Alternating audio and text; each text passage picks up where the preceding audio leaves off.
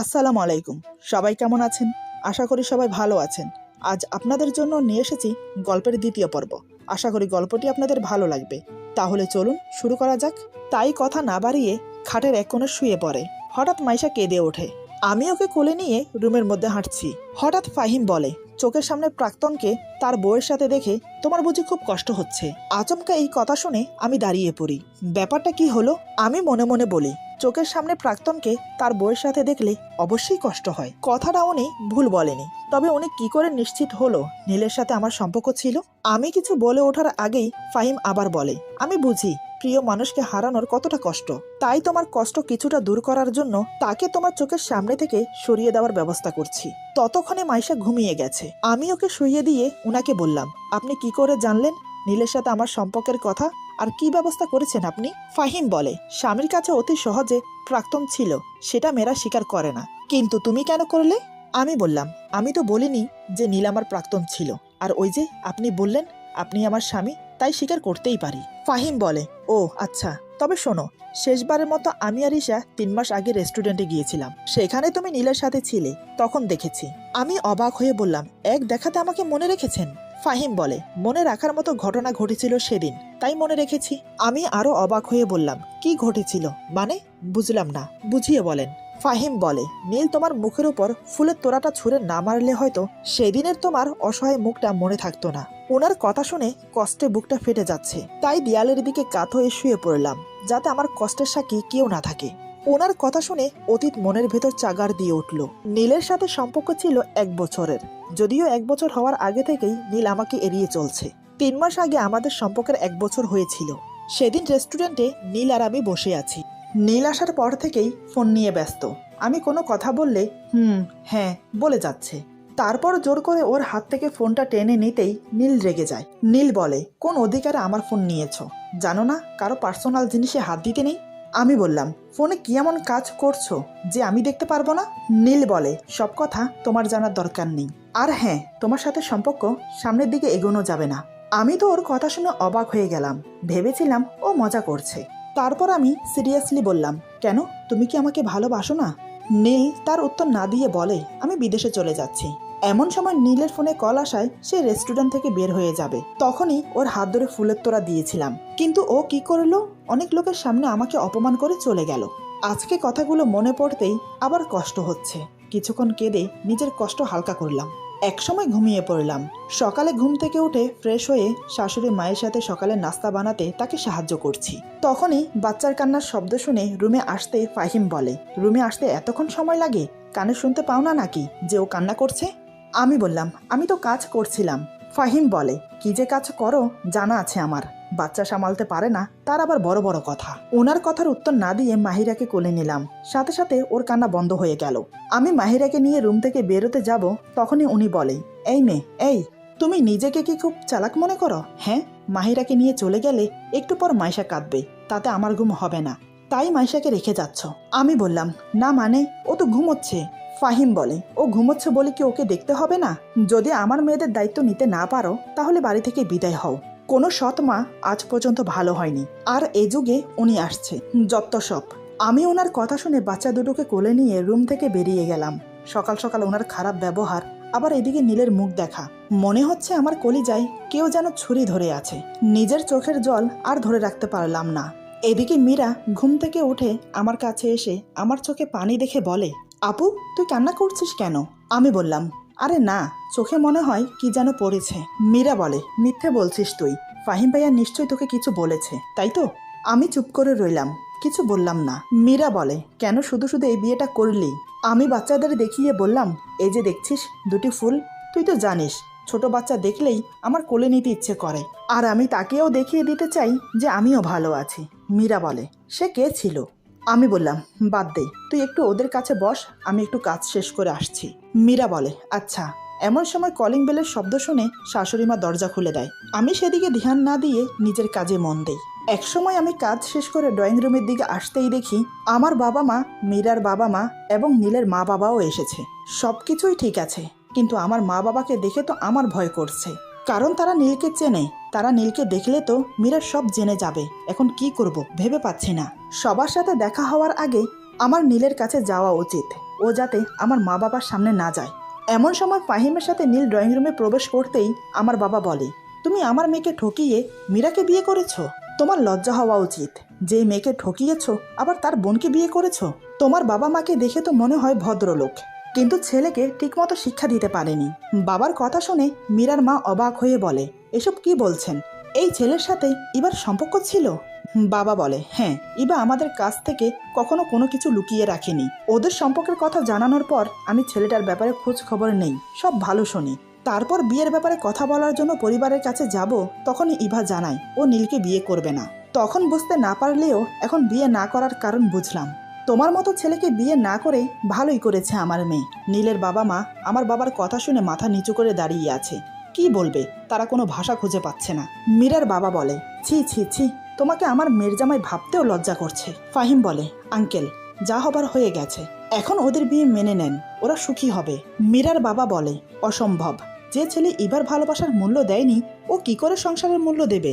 ফাহিম বলে, দেখুন আঙ্কেল, নীলের অতীত ইভা আর বর্তমান মীরা। অতীতের কথা ভেবে বর্তমান নষ্ট করা ঠিক না। আর হ্যাঁ, এখন এবার বিয়ে হয়ে গেছে, ও কিন্তু নীলের জন্য বসে থাকেনি। তাহলে নীল বিয়ে করলে ক্ষতি কি? মীরা সবকিছু মেনে নিয়ে সংসার করলে আপনাদের সমস্যা থাকার কথা না। আমি এতক্ষণ দাঁড়িয়ে মীরাকে লক্ষ্য করছিলাম। নীলের সাথে আমার সম্পর্কের কথা মীরা জানার পরেও কিছু বলছে না কেন? খুব স্বাভাবিক হয়ে আছে কেন? আমি মীরার পাশে গিয়ে দাঁড়িয়ে বললাম, আমার সাথে একটু এদিকে আয় তো। মীরা বলে, কেন? আমি বললাম, আগে আয়, তারপর বলছি। তারপর মীরাকে নিয়ে আমার রুমে এসে জিজ্ঞেস করলাম, নীলের সাথে কি তুই সংসার করতে চাস? মীরা বলে, হ্যাঁ চাই, ওকে আমি ভালোবাসি। আমি বললাম, আমার সাথে নীলের সম্পর্ক ছিল, সেটা তোকে বলে তোদের মধ্যে কোনো ঝামেলা করতে চাইনি। আমি জানতাম না আজ বাবা মা আসবে, নয়তো কেউ জানতো না আমাদের সম্পর্কের কথা। কিন্তু তুই বিশ্বাস কর, নীল তোকে সত্যিই ভালোবাসে। হঠাৎ মীরা আমাকে চমকে দিয়ে বলে, আমি তো আগে থেকেই জানতাম তোদের সম্পর্কের কথা। ওর কথা শুনে আমি যেন আসমান থেকে পড়লাম। কি বলছে ও? আমি অবাক হয়ে বললাম, কি, তুই আগে থেকে জানিস? মীরা বলে, না মানে ওই আর কি। আমি বললাম, মীরা, তুই সত্যি কথা বলতো, তুই আমাদের সম্পর্কের কথা জানিস?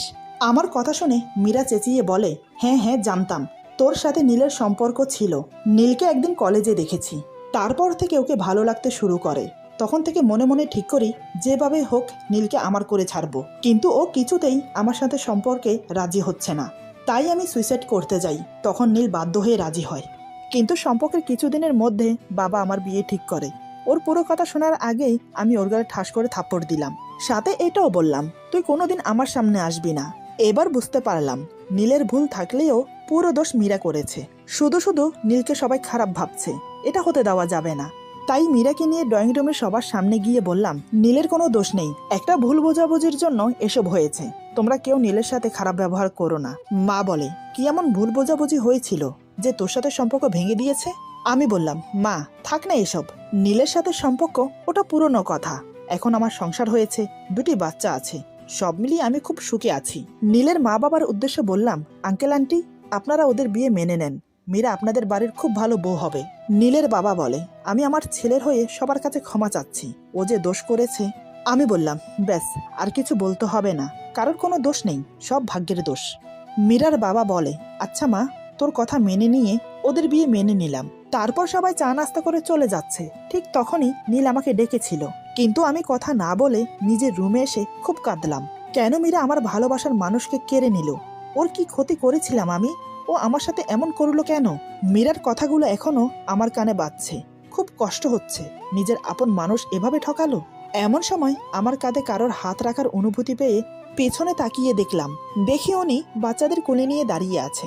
ফাহিম বলে, যা হবার হয়ে গেছে, এখন থেকে তুমি নতুন জীবন শুরু করবে, 2টি মেয়ের মা তুমি, সেটা ভুলে যেও না। এই বলে মাহিরা মাইশাকে আমার কোলে দিয়ে চলে গেল। আমি মেয়েদের কপালে চুমো দিয়ে আমার বুকের সাথে জাপটে ধরলাম। সত্যি বলতে বাচ্চাগুলো বুকে আসতেই সব দুঃখ কষ্ট যেন এক নিমেষেই উধাও হয়ে গেল। সারাদিন বাচ্চাদের নিয়ে আর শাশুড়ি মায়ের সাথে আড্ডা দিয়ে কাটলো। রাতের দিকে উনি অফিস থেকে ফিরলে সবাই একসাথে বসে ডিনার করে নিলাম। মা খাওয়া দাওয়া করে নিজের রুমে চলে গেল। আমি বাচ্চাদের ঘুম পাড়াতে ব্যস্ত হয়ে পড়লাম। ফাহিম বারান্দায় দাঁড়িয়ে আছে।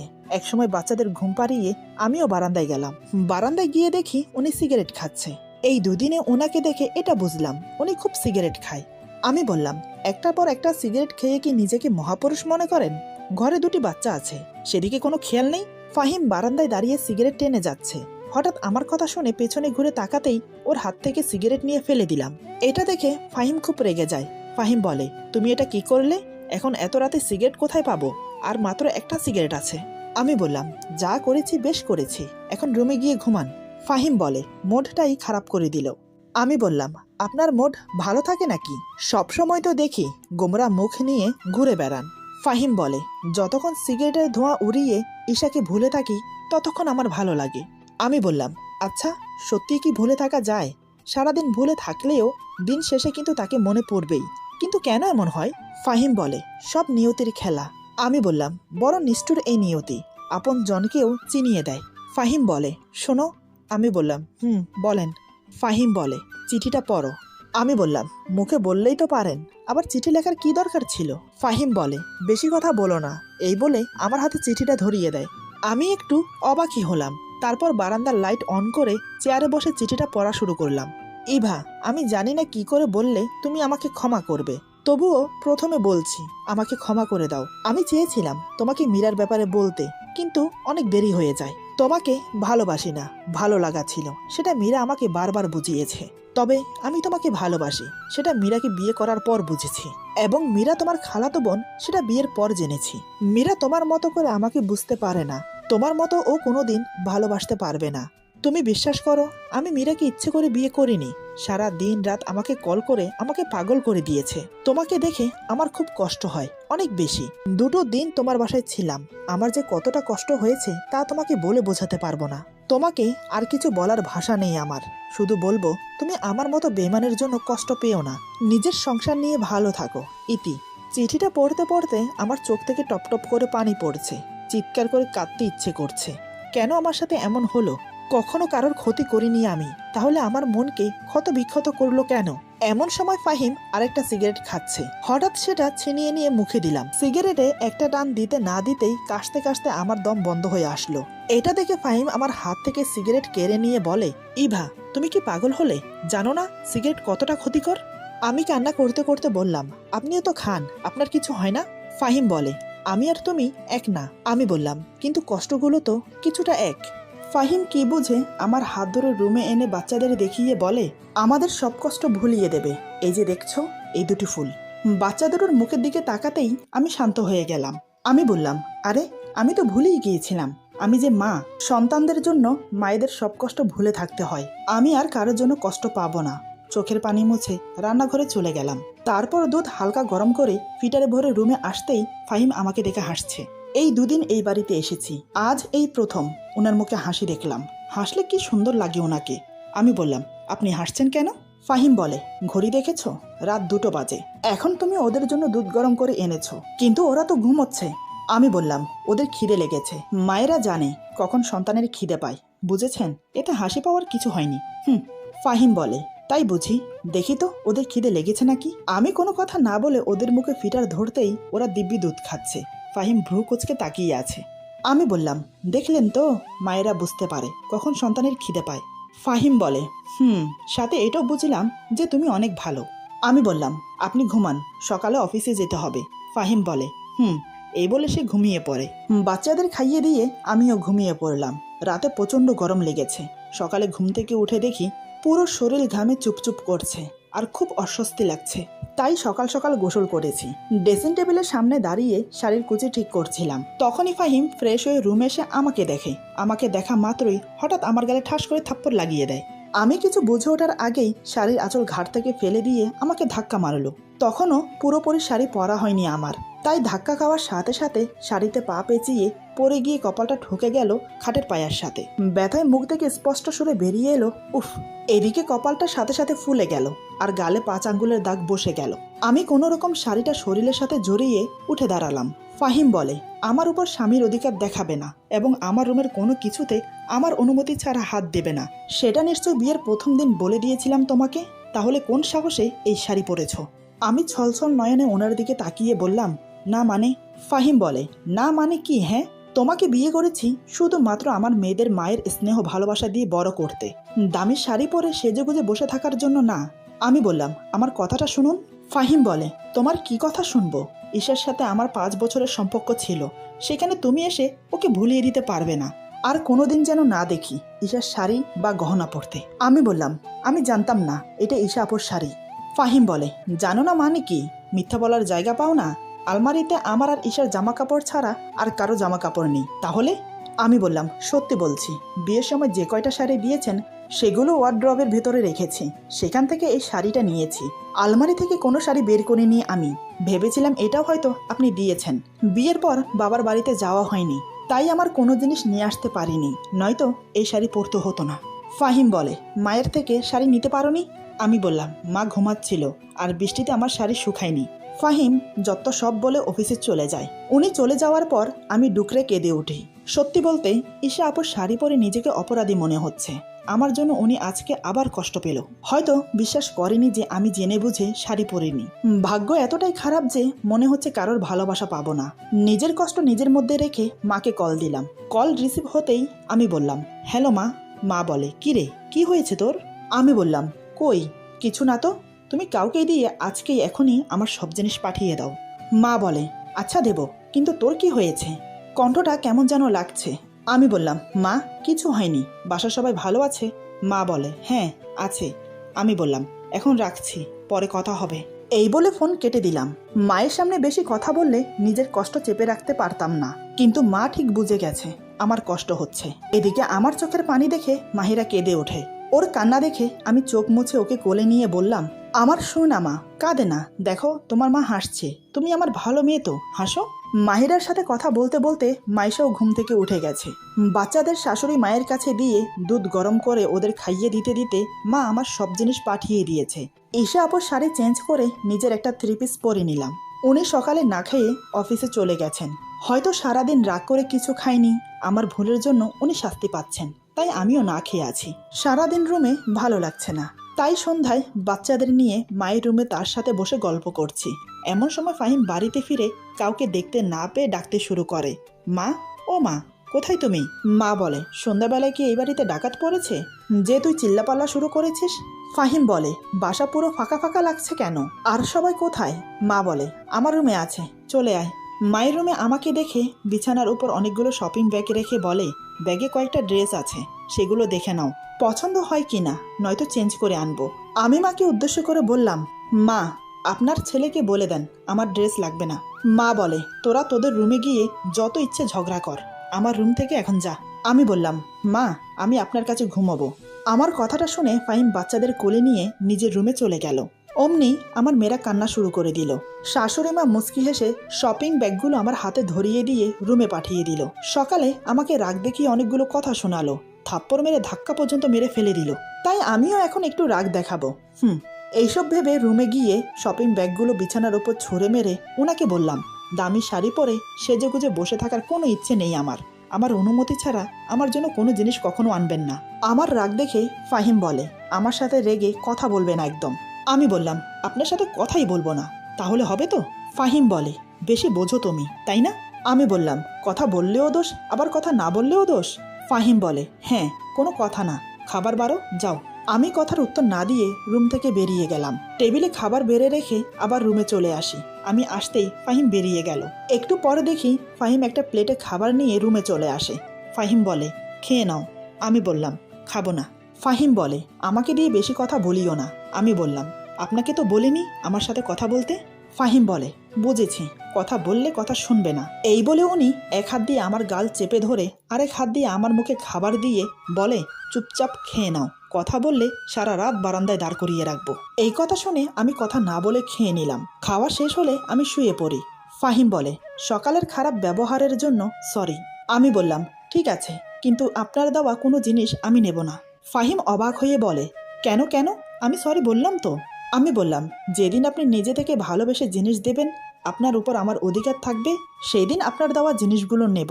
আমার কথা শুনে ফাহিম কিছু না বলে মুখ ঘুরিয়ে নিল। আমার কথাগুলো হয়তো কখনো সত্যি হবে না, তাই হয়তো কোনো উত্তর দিতে পারিনি। আমি আর কোনো কথা বাড়ালাম না, চুপচাপ ঘুমানোর চেষ্টা করলাম। একসময় ঘুমিয়ে পড়লাম। সকালে ঘুম থেকে উঠে ফ্রেশ হয়ে নিলাম, কিন্তু ওনাকে ডাকলাম না, কারণ আজ ওনার অফিসের ছুটি, তাই পড়ে পড়ে ঘুমোচ্ছে।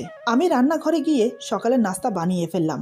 নাস্তা টেবিলে সাজিয়ে মা আর ওকে ডাকলাম। তারপর সবাই মিলে একসাথে নাস্তা করলাম। দুপুর 12টার দিকে আমি বাচ্চাদের গোসল করিয়ে ছোট বাথটবের পানি ওয়াশরুমে ফেলতে যাব। হঠাৎ উনি কোত্থেকে আমার সামনে এসে পড়ে। আমি দেখতে না পেয়ে ওনার সাথে ধাক্কা খাই। যেহেতু বাথটবের পানি ফুল ছিল তাই আমি সামলাতে পারিনি, আমার হাত ফসকে পড়ে যায়। আমিও টাল সামালতে না পেরে পড়ে যেতে চাইলে উনি হাত ধরে ফেলে, কিন্তু শেষ রক্ষা হলো না। উনিও সেই পানিতে পা পিছলে আমাকে নিয়ে মেঝেতে পড়ে যায়। আসলে বাথটবে সাবান আর তেল মিশ্রিত পানি ছিল, যেটা মেঝেতে পড়ে পিচ্ছিল হয়ে গেছে। উনি আমাকে নিয়ে পড়ার সাথে সাথে আমরা একে অপরকে জড়িয়ে ধরি। ঠিক সেই মুহূর্তে ওনার ঠোঁট ছুঁয়ে যায় আমার ঠোঁটে। তখনই আমি শিহরিত হয়ে উঠি। আমার নিঃশ্বাস বড় বড় শ্বাসে পরিণত হয়েছে।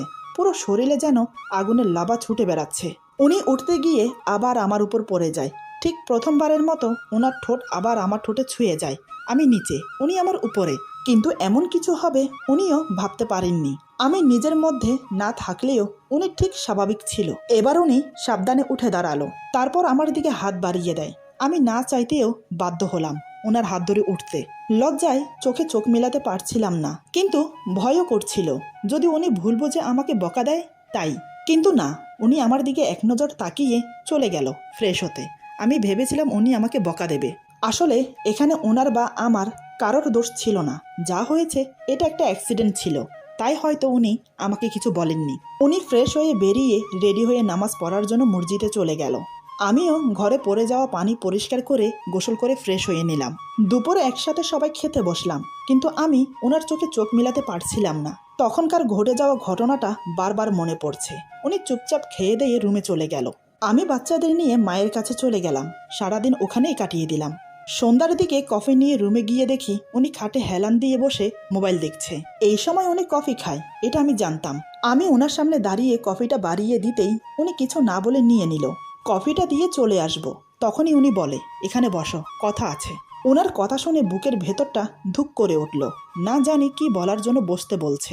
আমি খাটের এক কোণে গুটিসুটি মেরে বসলাম। উনি আমার মুখের দিকে অপলকহীনভাবে তাকিয়ে আছে, চেহারায় স্বাভাবিক ভাব, কিন্তু উনি এভাবে তাকিয়ে থাকাতে আমার খুব অস্বস্তি হচ্ছে। আচমকাই চেহারায় পরিবর্তন হয়ে গেল। চোখ মুখ লাল করে হঠাৎ আমাকে ধমক দিয়ে যা বলল তার জন্য আমি একটু প্রস্তুত ছিলাম না। ভাবতে পারিনি উনি এমন কিছু বলবে আমাকে।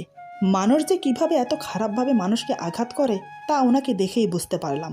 আচ্ছা, উনি আমাকে কি মনে করে? আমি খুব খারাপ মেয়ে? তা না হলে উনি বারবার আমাকে এভাবে অপমান করে কেন? এরপর যা হলো, আজকের গল্প এখানে সমাপ্ত। গল্পের বাকি অংশ পেয়ে যাবেন আগামী পর্বে। আশা করি গল্পটি আপনাদের ভালো লাগবে। যদি ভালো লাগে তাহলে লাইক, কমেন্ট এবং সাবস্ক্রাইব করে আমাদের পাশে থাকুন। সবাই ভালো থাকুন, সুস্থ থাকুন। আল্লাহ হাফেজ।